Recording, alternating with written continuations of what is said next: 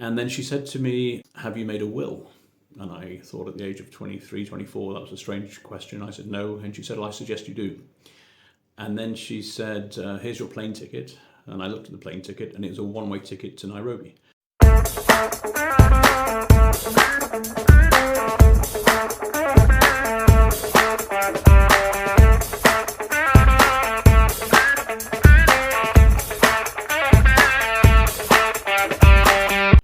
Have you ever met a woman in a bar who has changed the course of your life? Twice. It happened to me in Moscow in the 1990s. First time was in January 1993. I was desperate for a job and I went for a drink in Rosie O'Grady's, the original Irish bar in Moscow, and I met a lovely lady called Margaret from Birmingham, and she was working for a humanitarian aid organisation. And after a few beers, she pretty much offered me a job. I went for an interview the next day, and then I was on a plane to Yekaterinburg on the Ural Mountains, about 2,000 kilometers east of Moscow, in temperatures of minus 28. Fast forward 18 months again, and I was once more unemployed in Moscow and really desperate for a job because I was severely in debt, and I bumped into Margaret again. And she helped me find a job. A couple of weeks later, I was in the forefront of the genocide in Rwanda in Central Africa. Life had been going really, really well. After my year abroad from university in Russia, I'd travelled all over Russia. I had some great experiences. I had got pretty fluent Russian. I was ready to finish my final year at university. And just before I did, I was offered a job by a freight forwarding company, American company called Intertrans, who were offering me $50,000 tax-free as a 23-year-old. And it was very, very tempting. They wanted me to start immediately. I managed to persuade them to delay the contract by a year so that I could finish my degree in Manchester. Quite by chance, their main European office was also in Manchester Airport, so I was working there one day a week, getting some experience. I did some work for them over New Year in Finland. And then my last year at university was amazing. I went to my bank manager, I showed him the contract. He gave me an absolutely huge overdraft. I spent so much money. I went to Cuba at Christmas, I went to Turkey during my finals, I was eating out every night. And by the end of the year, I was £8,000 in debt, but it wasn't a problem because I had this amazing job in Moscow. Unfortunately, when I got to Moscow, I found out that it wasn't the glorious job that I'd been hoping for. And we were basically partnered with the Russian Mafia. And the day I really found out this was when I was sent out to a meeting with the head of ammunition production for the former Soviet Union, a guy called Yuri, and a guy called Johnny, who was ex-CIA turned businessman. He'd been doing a lot of work in the former Soviet Union.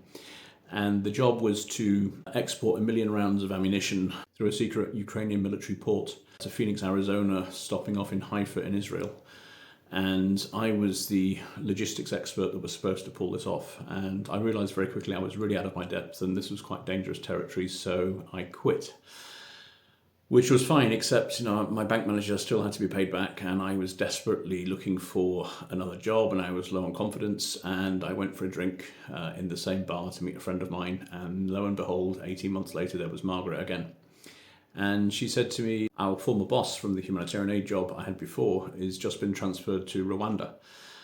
And this was 1994 as the genocide there was going on. And to be honest, I was a student at university in my final year, just enjoying myself. I knew there was something going on in Africa, but I didn't really understand what it was. I hadn't really paid attention. And she said that Roland, my boss, was leaving the next day from the office in Tbilisi. And perhaps, he liked what I did last time, perhaps he'd have a job for me. So I went and called Roland, and he said, Paul, it's great to speak to you. I can't speak, I'm leaving tomorrow, I'm going to Rwanda to head up the mission. And I said, yeah, I'm looking for a job, do you have a job for me in Rwanda? And he said, do you speak French? And I said, I do. And so he said, okay, you have a job. I don't know what it is yet, but I'll find you a job, no problem. We need lots of people out there. Contact the London office and go and see them, and then I'll see you out in Kigali next week. I have to go, sorry. And that was it. And so I suddenly had got a job. I didn't know what it was. I didn't know what the pay was. I had no information, but I trusted Roland that it would make it all right. And so I went out to celebrate with a few friends, and we went to the sports bar, I'll never forget. And they had these huge TV screens on the wall, and they had CNN News was on there, and they just had these images from the camps in Goma and DRC, just across the border. and people were just dying of cholera, and it was an absolute hellhole. They had 1 million people with very, very poor sanitary conditions. And I was suddenly stunned, and I just wondered, what the hell have I just thought, what the hell have I done? There's no way I can go into a place like that. I'll just freak out.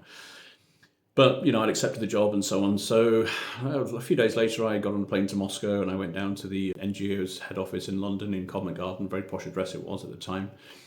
And I walked in there, and nobody knew who I was, nobody had heard of me.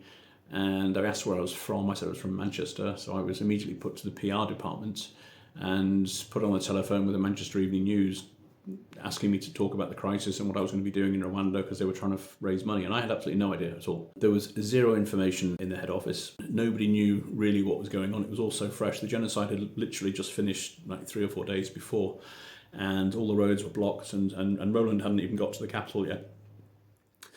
And all the maps had been from the 1960s, and the local map shop had sold out because obviously everybody wanted one. And basically my debriefing there was absolutely nothing. I had even less idea than I had in Moscow as to what my job would be.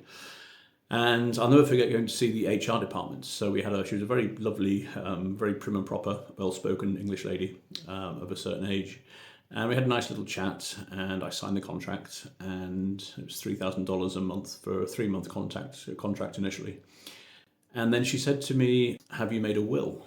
And I thought at the age of 23, 24, that was a strange question. I said no, and she said, "Well, I suggest you do." And then she said, "Here's your plane ticket."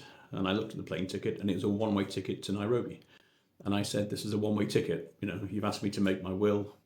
You give me a one-way ticket to Nairobi. This is a bit strange." And she said, "Oh, no, you will be extended for sure. It's just cheaper for us to buy it this way." And that's it. I've got no more questions. She said, "Do you have any questions?" And I said, "Do you want my bank details so you can pay my salary, or is it just assumed that I'm going to be dead within hours of arrival?" Oh, sorry, I forgot about that. So that was it. And I got on a plane to Nairobi, and I was more and more terrified. I was on the plane with another aid worker, first time to Africa, a lady called Wendy, who was going to be doing the PR in Goma in this camp I'd seen on TV. And so I really was feeling for her.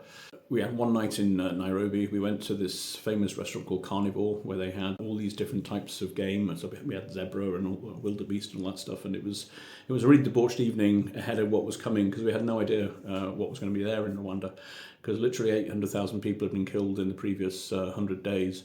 And there was no infrastructure really, and it was just really a killing zone still. So the next day we flew to Entebbe in Uganda, in Kampala, and we went to the office there, and nobody had heard of me either, and nobody had any idea what I'd be doing. We had a coffee, and then we were told to follow this driver called Gordon, who had a Toyota Land Cruiser, turbo diesel, and we were told that we had one car that we had to take down as well. So I had this Peugeot 405, and I was told to follow Gordon all the way down to the Rwandese border. And I'd never been in Africa, and I was, didn't know which side of the road to drive on. There was chickens and goats and everything, donkeys going across the road.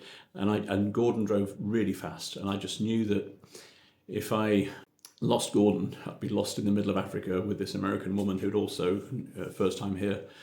And so he drove about 120 going down towards Kabale on the border, and I just followed him blindly. And I remember there was this metal triangle, like a road sign, in the middle. It was like a police roadblock. And I only saw it at the last minute, and I just went over and mangled the whole thing, and the police came out with their guns, and they just looked at me. And if I'd stopped, I'd have lost Gordon. So I just kept going, and luckily they didn't follow me. And then we got to the border in Kabale, and the adrenaline was high, and I met my direct supervisor, Christy. She was an older American lady, and she'd never heard of me either, and she had no idea what I'd be doing either. And she hadn't been into Rwanda yet, so she couldn't tell me anything what it was like. So we had that one night on the border, drinking whiskey and gin, and sort of trying to figure out what was going on. And then the next day, I crossed the border into a country which had literally just stopped killing each other. Like 12% of the population was wiped out in the previous 100 days. And so began my Rwanda chapter, of which more next time. Thank you for watching. This is the latest chapter from my recent book, Around the World in 80 Disasters. If you'd like to follow these video updates, you can do so by subscribing to the YouTube channel, which I'll put a link in below. Alternatively, if you want to buy the book on Amazon, on Kindle or paperback, I'll put a link in the comments. Thanks for watching.